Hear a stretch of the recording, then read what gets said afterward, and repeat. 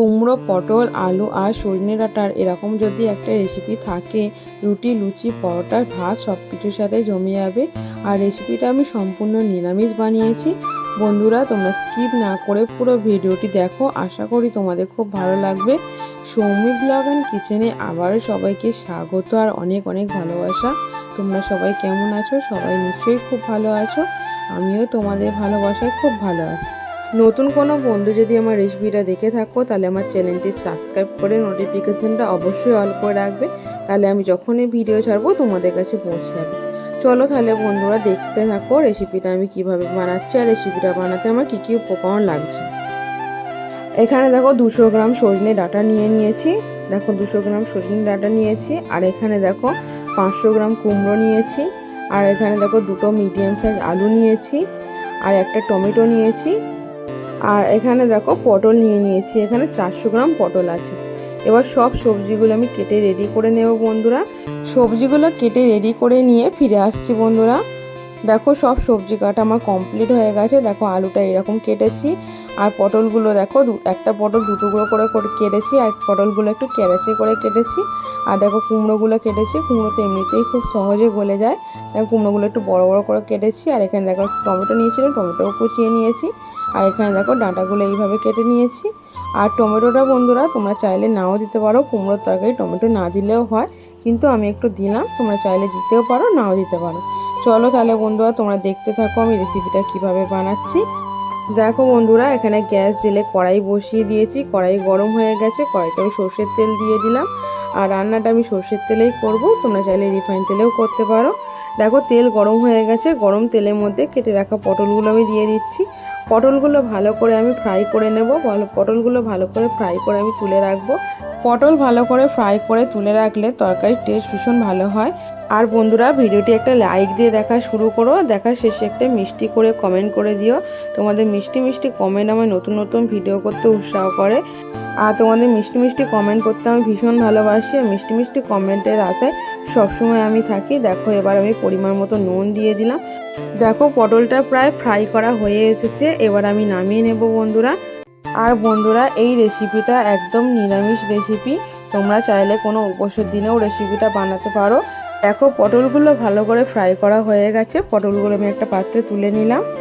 অনেকেই আছো বন্ধুরা তোমরা কমেন্ট করো কিন্তু লাইক করো না, তাদেরকে বলছি বন্ধুরা তোমরা প্লিজ লাইকটাও করো। দেখো ওই তেলের মধ্যে এবার 2টো শুকনো লঙ্কা ফোড়ন দিয়ে দিলাম। শুকনো লঙ্কাটাই ভাজা ভাজা হয়ে গেছে, খুব সুন্দর একটা ফ্লেভার আসছে। এবার 2টো তেজপাতা আমি দিয়ে দিলাম। 2টো তেজপাতা আমি 2 টুকরো করে নিয়েছিলাম, সেই তেজপাতাটাও দিয়ে দিলাম। শুকনো লঙ্কা তেজপাতা ভালো করে ফ্রাই করা হয়ে গেছে। এবার আমি 5 ফোড়ন দিয়ে দিলাম। 5 ফোড়ন, শুকনো লঙ্কা, তেজপাতা আরও ভালো করে ফ্রাই করে নেব। 5 ফোড়ন, তেজপাতা, শুকনো লঙ্কা ভালো করে ফ্রাই করা হয়ে গেছে। 5 ফোড়নের খুব সুন্দর একটা ফ্লেভার আসছে। এবার কেটে রাখা আলুগুলো আমি দিয়ে দিচ্ছি। এবার আলুগুলো ভালো করে ফ্রাই করে নেব। আমার সকল পুরাতন বন্ধু, নতুন বন্ধু সবাইকে অসংখ্য ধন্যবাদ আর অনেক অনেক ভালোবাসা আমার পাশে থাকার জন্য, সাপোর্ট করার জন্য। তোমরা এইভাবেই আমার পাশে থেকো, আমাকে সাপোর্ট করো। তোমাদের পাশে আমি সবসময় আছি। তোমাদের ভালোবাসা ছাড়া এগিয়ে যেতে পারবো না। আর একা একা কেউ এগিয়ে যেতে পারে না, তাই সবাই সবাইকে সাপোর্ট করো, সবাই সবার পাশে থাকো, তাই সবাই এগিয়ে যেতে পারবে। দেখো আলুগুলো ভালো করে ফ্রাই করা হয়ে গেছে। কেটে রাখা কুমড়োগুলো আমি দিয়ে দিচ্ছি। এবার কুমড়োগুলো আলুর সাথে ভালো করে ফ্রাই করে নেব বন্ধুরা। কুমড়ো বেশি ফ্রাই করতে লাগে না, অল্প ফ্রাই করলেই হয়ে যায়। দেখো কুমড়ো আর আলু ভালো করে ফ্রাই করে নেব। কুমড়ো, আলু, পটল, সজনে ডাঁটার এই নিরামিষ রেসিপিটা বন্ধুরা তোমাদের যদি ভালো লেগে থাকে, তাহলে অবশ্যই কিন্তু একটা মিষ্টি করে কমেন্ট করে দিও। আর যদি তোমরা চাও রেসিপিটা শেয়ারও করতে পারো। দেখো কুমড়ো আলু ভালো করে ফ্রাই করা হয়ে গেছে। এবার সজনে ডাঁটাগুলো দিয়ে দিলাম। এবার সজনে ডাঁটাগুলো আলু আর কুমড়োর সাথে একটু ফ্রাই করে নেব। সজনে ডাঁটা বেশি ফ্রাই করতে লাগে না, অল্প একটু ফ্রাই করলেই হয়ে যায়, তাই সজনে ডাঁটাগুলো আমি পরেই দিলাম। এবার আমি একটা টমেটো কুচিয়ে রেখেছিলাম, সেই টমেটো কুচিটা দিয়ে দিলাম। এবার টমেটো কুচিটা সব সবজির সাথে ভালো করে ফ্রাই করে নেব। আমার রেসিপি তোমাদের কেমন লাগে বন্ধুরা অবশ্যই কিন্তু আমাকে কমেন্ট করে জানাবে। আর এই সজনে ডাঁটা, কুমড়ো, আলু, পটল দিয়ে রেসিপিটা তোমাদের কেমন লাগলো সেটাও কিন্তু অবশ্যই আমাকে কমেন্ট করে জানাবে। এই রেসিপিটা বানাতে যেমন টাইমও কম লাগে, তেমনি বানানোও খুব সহজ। আর খুব অল্প মশলাতেই রেসিপিটা বানানো হয়ে যায়, খেতে দুর্দান্ত হয়। দেখো এবার পরিমাণ মতো নুন দিয়ে দিলাম। আর নুন দিয়ে আরেকটু ভালো করে ফ্রাই করে নেব। সব সবজিগুলো ভালো করে ফ্রাই করা হয়ে গেছে। এবার আমি কিছু গুঁড়ো মশলা অ্যাড করে দেব বন্ধুরা। দেখো 1 চা চামচ হলুদ গুঁড়ো দিয়ে দিলাম।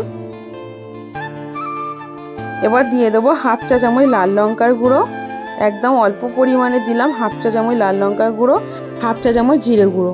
এবার সব মশলাটা সবজির সাথে ভালো করে কষিয়ে নেব। এইভাবে সবজির সাথে মশলাটা কষিয়ে নিলে তরকারির টেস্ট ভীষণ ভালো হয়। সব সময় সবজি কষানোর ওপর তরকারির টেস্ট নির্ভর করে, তাই সবজিটা ভালো করে কষাতে হবে। দেখো সবজিগুলো ভালো করে কষানো হয়ে গেছে। এবার আমি পরিমাণ মতো জল দিয়ে দিচ্ছি। জলটা খুব বেশি দেব না, অল্প পরিমাণে দেব, কারণ তরকারিটা ঝোলঝোল হবে না, একটু মাখা মাখা টাইপের হবে, একটু গ্রেভি গ্রেভি সেই রকমই হবে, তাই জন্য জলটা অল্প পরিমাণে দিলাম। দেখো এবার তরকারিটা ভালো করে নেড়ে চেড়ে দিলাম। এই রেসিপিটা বানাতে টাইম খুব কম লাগে। দেখো এবার সব সবজি যাতে ভালোভাবে সিদ্ধ হয়ে যায় তার জন্য একটু ঢাকা দিয়ে দেবো বন্ধুরা। দেখো একটু ঢাকা দিয়ে দিলাম। কিছুক্ষণ পর ফিরে এলাম। এবার ঢাকাটা খুলে দেখবো সব সবজি ভালোভাবে সিদ্ধ হয়েছে কিনা। আর পটলটা কিন্তু আমি এখনও অ্যাড করিনি, পটলটা এবারে অ্যাড করব। পটলটা ভালো করে ফ্রাই করে রেখেছিলাম, তাই জন্য পটলটা আমি পরে অ্যাড করব বন্ধুরা। দেখো সব সবজি ভালোভাবে সিদ্ধ হয়ে গেছে। এবার ভেজে রাখা পটলগুলো আমি অ্যাড করে দিচ্ছি। দেখো ভেজে রাখা পটলগুলো আমি দিয়ে দিলাম। এবার পটলগুলো ভালো করে তরকারির সাথে আমি মিশিয়ে দেব। দেখো এইভাবে ভালো করে তরকারির সাথে আমি পটলগুলো মিশিয়ে দিচ্ছি। বড়দের প্রণাম আর ছোটদের অনেক অনেক ভালোবাসা। তোমরা এইভাবে ভালোবেসে পাশে থেকো, আমাকে সাপোর্ট করো। আমি তোমাদের পাশে সব সময় ছিলাম, আছি আর থাকবো। দেখো পটলগুলো দিয়ে তরকারির সাথে ভালো করে নেড়ে চেড়ে দিয়েছি। এবার 2 মিনিটের জন্য আবার ঢাকা দিয়ে দিলাম। দেখো 2 মিনিট পর ফিরে এলাম। এবার ঢাকাটা খুলে দেখবো তরকারিটা আমার পুরোপুরি রেডি হয়েছে কিনা। দেখো তরকারিটা আমার প্রায় পুরোপুরি রেডি হয়ে গেছে, আর দেখতে কত সুন্দর লাগছে বন্ধুরা, আর খেতেও ভীষণ টেস্টি হয়েছিল। রেসিপিটা প্রায় আমার হয়ে এসেছে, আর একটু হলেই আমি নামিয়ে নেব। এবার আমি 1/2 চা চামচ ভাজা মশলা অ্যাড করে দেব। গোটা জিরে, গোটা ধনে, শুকনো লঙ্কা, তেজপাতা, শুকনো খোলায় ভেজে গুঁড়ো করা সেই মশলাটা আমি 1/2 চা চামচ দিয়ে দিলাম। এবার মশলাটা ভালো করে নেড়ে চেড়ে দেবো। কুমড়ো, আলু, পটল আর সজনে ডাঁটার রেসিপিটা একটু মিষ্টি মিষ্টি হলে খেতে ভীষণ ভালো লাগে। কুমড়োটা খুব মিষ্টি ছিল, তাই জন্য আমি চিনিটা অ্যাড করলাম না, তোমরা চাইলে চিনি দিতে পারো। দেখো রেসিপিটা আমার পুরোপুরি রেডি হয়ে গেছে। এবার রেসিপিটা আমি একটা পাত্রে নামিয়ে নিচ্ছি। সম্পূর্ণ ভিডিওটি দেখার জন্য সবাইকে অসংখ্য ধন্যবাদ আর অনেক অনেক ভালোবাসা। রেসিপিটা কেমন লাগলো অবশ্যই কিন্তু বন্ধুরা কমেন্ট করে জানাবে। আজকের মতো ভিডিওটা আমি এখানেই শেষ করলাম। সবাই খুব ভালো থেকো, সুস্থ থেকো, সাবধানে থেকো। আবার দেখা হবে অন্য কোনো রেসিপির সাথে বা অন্য কোনো ভিডিওর সাথে। আজকের মতো টাটা, বাই বাই।